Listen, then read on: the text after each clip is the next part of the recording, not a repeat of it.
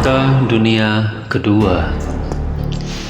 Dion sudah terbiasa melihat hal-hal yang tak seharusnya dilihat manusia sejak kecil. Ia bisa membedakan mana yang berasal dari dunia ini dan mana yang bukan. Ada garis tipis di pandangannya yang tidak bisa dilihat oleh orang lain, semacam bayangan samar yang selalu mengintip dari balik pintu, jendela, ataupun sudut gelap ruangan.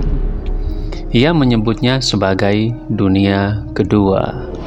Dunia yang letaknya begitu dekat tapi juga sangat jauh. Dunia yang menyimpan suara-suara bisu, teriakan yang tidak terdengar, dan jiwa-jiwa yang tertinggal. Neneknya dulu memperingatkan, kalau kau buka matamu terlalu lebar, mereka akan melihatmu balik.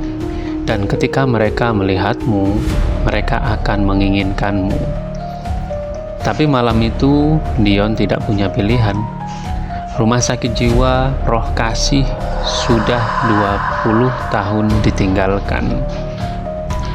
Letaknya di pinggiran kota, dikelilingi hutan pinus dan jalan setapak yang sudah ditelan akar-akar pohon. Orang-orang bilang tempat itu terkutuk. Banyak yang masuk di sana untuk uji nyali, tapi keluar dengan mata kosong dan pikiran terputus. Ada yang bunuh diri seminggu kemudian, ada yang tidak pernah pulang. Dr. Ratna, seorang psikiater pensiunan yang pernah bekerja di sana sebelum kebakaran besar tahun 1985, menghubungi Dion secara pribadi. Ia tidak minta banyak, hanya satu permintaan. Lihatlah apa yang sebenarnya tinggal di sana. Buka matamu dan katakan pada mereka bahwa waktunya sudah habis. Saat Dion melangkah masuk ke lorong utama, udara langsung berubah.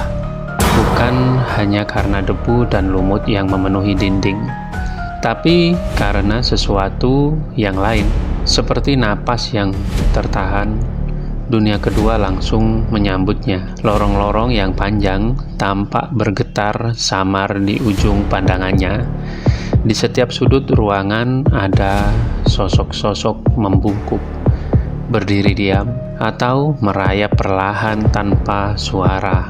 Mereka tidak menyerang, tidak berisik, hanya ada. Ia sampai di ruang 404, ruang isolasi pasien dengan gangguan berat. Pintu baja berkarat itu terbuka sedikit, seperti mengundangnya masuk.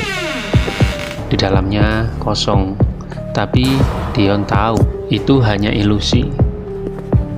Di dunia nyata, ruangan itu hening.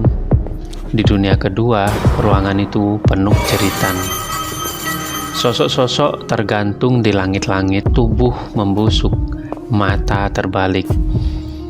Mereka menatap Dion dengan mulut menganga, tapi suara mereka tidak terdengar, karena mereka tidak punya suara untuk didengar. Dunia kedua menelan suara. Kemudian datanglah bayangan besar, makhluk tak bernama, tinggi menjulang, tanpa bentuk tetap. Ia adalah gabungan dari ribuan roh yang tersesat dan ditinggalkan. Ia tidak marah, ia lapar. Kau membuka mata itu. Suara itu masuk langsung ke kepala Dion, dingin dan licin seperti lendir. Sekarang kau melihat kami, maka jadilah bagian dari kami. Dion tahu ini akhir dari batas. Ia bisa lari dan menutup dirinya selamanya, atau ia duduk bersila di lantai, membuka kotak kecil dari saku jaketnya. Di dalamnya ada abu neneknya dan potongan kecil cermin hitam. Aku buka mata ketigaku, tapi bukan untuk tunduk. Aku pewaris penjaga gerbang. Mantra itu bukan kalimat, ia adalah perintah. Dunia kedua mulai gemetar. Sosok-sosok menjerit tanpa suara. Terbakar cahaya hitam dari cermin. Bayangan besar menghilang perlahan, mencair seperti lilin. Dion menutup cermin itu, menaruhnya kembali ke kotak. Dunia kedua mengecil, surut seperti gelombang pasang. Tapi satu hal berubah. Sejak malam itu, Dion tak pernah lagi bisa membedakan mana dunia nyata dan mana dunia roh. Ia berjalan di antaranya, satu kaki di masing-masing sisi. Dan setiap malam, ia berdiri di depan cermin dan melihat bayangan dirinya yang tersenyum, dengan mata ketiga yang terbuka lebar. Baik, terima kasih dan sampai jumpa kembali.